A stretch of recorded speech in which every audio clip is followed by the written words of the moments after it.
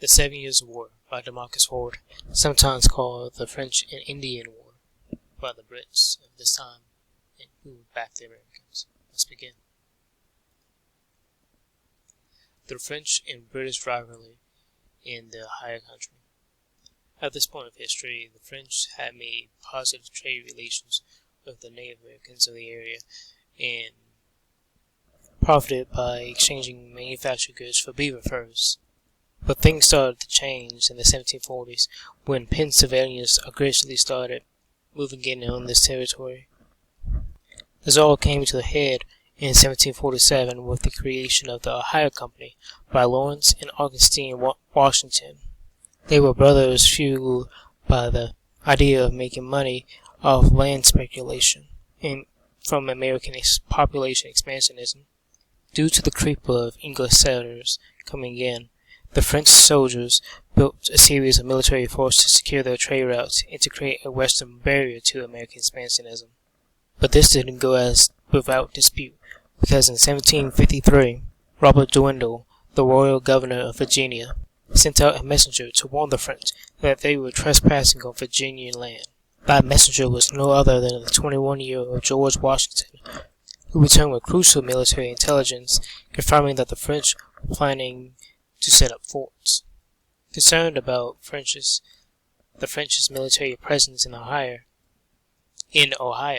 Washington, along with 160 Virginians and a small covenant of Mingo Native Americans, set out to fight a small French encampment in the woods. With 14 Frenchmen injured, the chief of the Mingo tribe, Tangagrison, and his men killed and scalped the French soldiers in the flaming hostilities between the French and the colonists. This eventually led to Fort Necessity, which was erected after this feeble war crime, to be taken over by 600 French soldiers with the aid of 700 Shawnee and Delaware warriors. This concluded that the French were not going to give up their territory without a fight. Alright.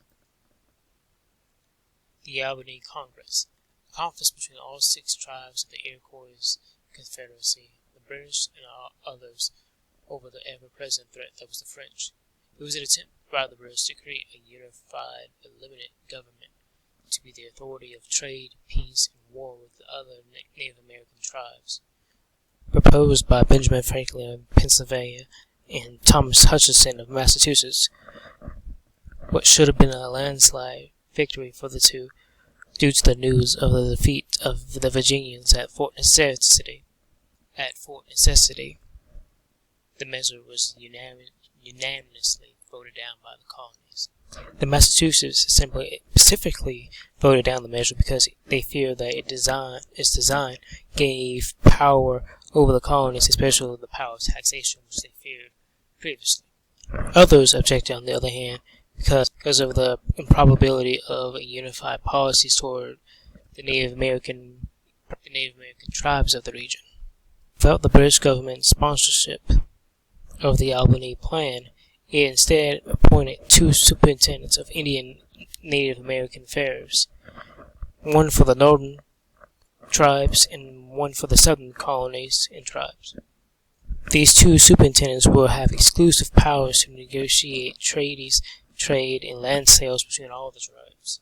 With the Native American tribes' disinterest in the Albany Plan as well, it was hoped that the French military presence around the Great Lakes would help discourage the westward push of the American colonists and therefore help the Native Americans. This will eventually lead to something greater down the line, known as Pontiac's Rebellion.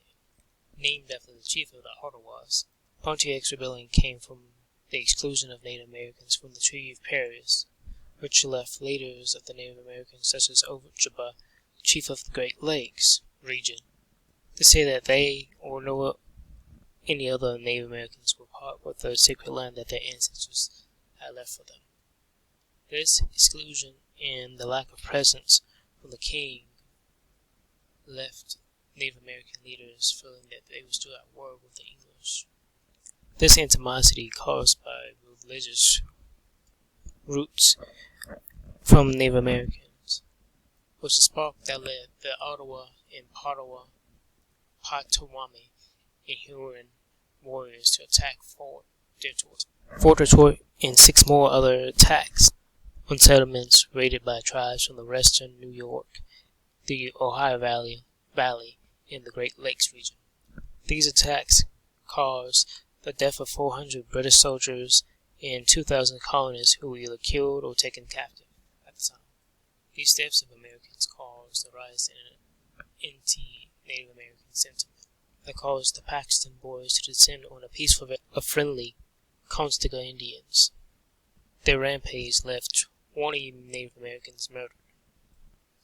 The Paxton Boys massacre and other vigilantes who tried to corner Christian Native Americans, held in protective custody for their own safety, led to a point of contention where something had to give. The end result being the Proclamation of 1763. This proclamation banned colonists from settling in west of the occupation mountains with the aim of protecting Native American territory, with the caveat being that this territory was considered the Native Americans' hunting grounds, not their personal territory, which the British refused to proclaim. Another downside of the proclamation for the Native Americans was that it didn't allow them to be proclaimed as British subjects, but instead called them connected tribes, which didn't mean much of anything to the British at the time, due to the hundreds of settlers and squatters already in the West Appalachians and the ever-exploding population. Run-ins between settlers and a Native American population that populated the area that led to bloodshed caused the settlers to be wary of the British claims of protection of this new mother country. And that's about it. Here's my citation for all my pictures that I've used in this PowerPoint. This Prezi, I mean. And here's my question to y'all. Do you think the Native Americans would have been safer siding with the French instead of the British, who didn't understand their customs of gift giving and the intricacies of it? And that's my presentation on the 7 Years' War. Thank you for watching.